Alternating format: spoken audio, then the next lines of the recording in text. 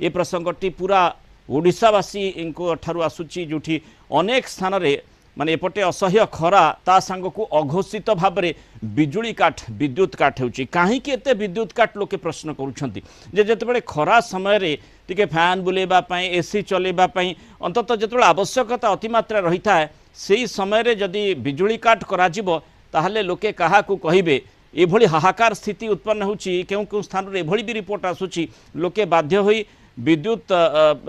जो भित्तिभूमि रही ताकू प्रभावित करने चेष्टा करुँच कौटी आंदोलन करुँच केउं स्थान रे जाई माने बिजुली ऑफिस रे ताला पकाउछंती ए प्रकार रिपोर्ट आसुची कारण गोटे पटे देखुचे जे ग्रीष्म प्रवाह जारी रही बिजुली समस्या जदि जोड़ी हो जाए ताहले सांघातिक स्थिति ताती बढ़िबा सहित विद्युत काट जोगु छटपट हेलेनी साधारण लोक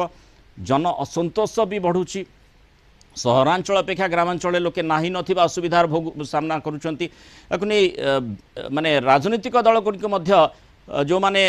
लोकंकर समस्या को आग को आनी थांती सेमाने मध्य प्रतिक्रिया देलेनी किभली भाव में ए स्थिति उत्पन्न होईची तार मुकाबिला काहींकी करा जाई पारु नाही कारण राजधानी आरंभ कर उपकंठ ग्रामांचल रे 10 रु 12 घंटा बिजुली काट